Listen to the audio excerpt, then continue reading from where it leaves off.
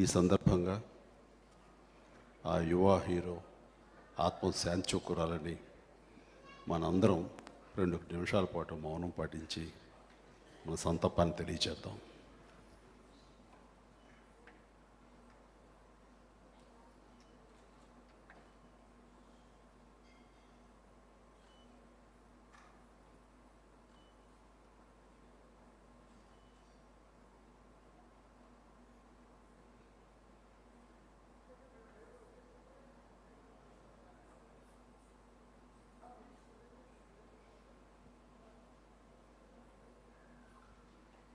Thank you.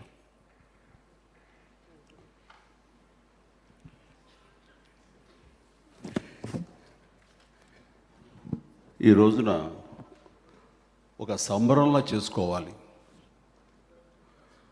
వారు మనకి వదిలి వెళ్ళిన కీర్తి, తీపి జ్ఞాపకాలు ఇవన్నీ కూడాను మనకి మిగిలినటువంటి గొప్ప అనుభవాలు జీవితాంతం మనం గుర్తు తెచ్చుకుంటూ సంతోషించే వారి గుర్తులు. అందుకని ఇది సంతాప సభలా కాదు, శ్రద్ధాంజలి గడిస్తూ వారితో అనుబంధాన్ని మనం ఒక సంబరంలా చేసుకోవాలి అని మేమంతా అనుకున్నాం. దీనికి మొట్టమొదటగా నా దగ్గరికి వచ్చినటువంటి directors association president director Kashi Viswanath గారు, అలాగే మరో డైరెక్టర్ విఎన్ ఆదిత్య, సంతోషం సురేష్, ఏడిది రాజా, రాంబాబు, అలాగే మరో అమ్మాయి పేరు ఇందిరా, తర్వాత వీళ్ళందరూ వచ్చి పీపుల్స్ మీడియా వాళ్ళ సపోర్ట్ తోటి మనకు కళాబంధు టి సుబ్రహ్మరెడ్డి గారి యొక్క సపోర్ట్తో ఇవన్నీ కలిపి ఇంత బాగా చేయడానికి దోహదపడ్డారు. వీళ్ళందరికీ కూడాను ఇనిషియేట్ చేసిన వీళ్ళందరికీ మీరు ఏం చేసినా సరే మీకు వెనుదన్నుగా ఉంటాను, ఏ సహాయం కావాల్సిన సరే నేను మీతో వెనకాలే ఉంటానంటూ ఎన్ని కలిపి చేసుకున్నాం.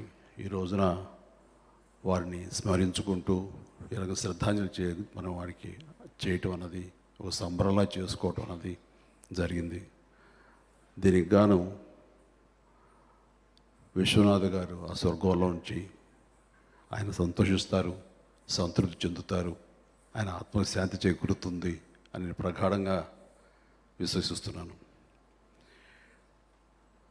ఆయన గురించి ఎన్నో సంవత్సరాలుగా ఎన్నో అనుభవాలు, ఆయనకు అత్యంత ఇష్టమైన వ్యక్తిగా నా మనసులో ఆయనకు స్థానం ఉంది.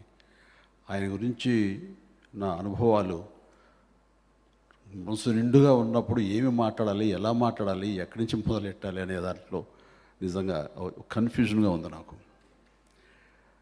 ఆయన నేను 3 పార్శ్యాలుగా చూస్తాను, 3 విధాలుగా నాకు కనబడుతుంటారు ఆయన. ఒకటి, నాకు 3 అద్భుతమైన సినిమాల్లో అద్భుతమైన క్యారెక్టర్స్ నాకు ఇచ్చి నాకు అవార్డులు రావడానికి దోహదపడి నా నుంచి అలాంటి నటనని రాబట్టినటువంటి దర్శకుడు విశ్వనాథ్ గారులా,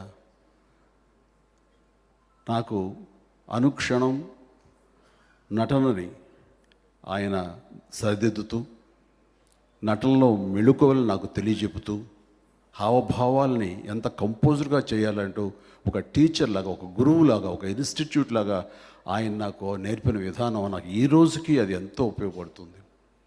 ఆ రకంగా గురువుగా ఎవరికి లేనట్టు అనుబంధం నాకే ఉందేమో అనిపిస్తుంటుంది. ఆయన షూటింగుల్లో నన్ను ఒక బిడ్డలాగా, నన్ను ఒక నటుల్లా కాదు, రాను ఒక బిడ్డలాగా ఆత్మీయత పంచుకుంటూ ఆయనతో పాటు కూర్చోబెట్టుకుని, ఆయన ఆకలి నేను అన్నం తినకుండా పడుకుంటే కూడాను డైట్ అనే ఒక నెపంతో సన్నబడాలని ఆయన తన చేతితో అన్నం కలిపి నేను పెట్టేని చెప్పండి కాదండి అంటూ ఒక కంచి టెంపుల్లో జరిగిన సంఘటన ఇది చాలాసార్లు నేను ప్రస్తావించాను.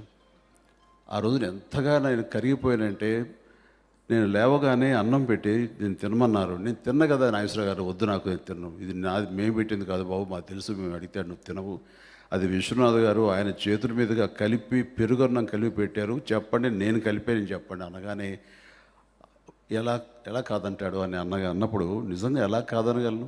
ఒక తండ్రి కల్పించి అన్నం నాకు పెడుతున్నట్టుగా అనిపించింది. కన్న నీళ్ళతోటి నేను ఆ ప్రేమకు కరిగిపోయి ఆ అన్నాన్ని ఎంతో ప్రసాదంలాగా ఆ టెంపుల్లో తిన్నాను. ఆ సాక్షాత్ ఆ శివుడు నాకు అందించిన ప్రసాదంలా ఫీల్ అయిన క్షణాన.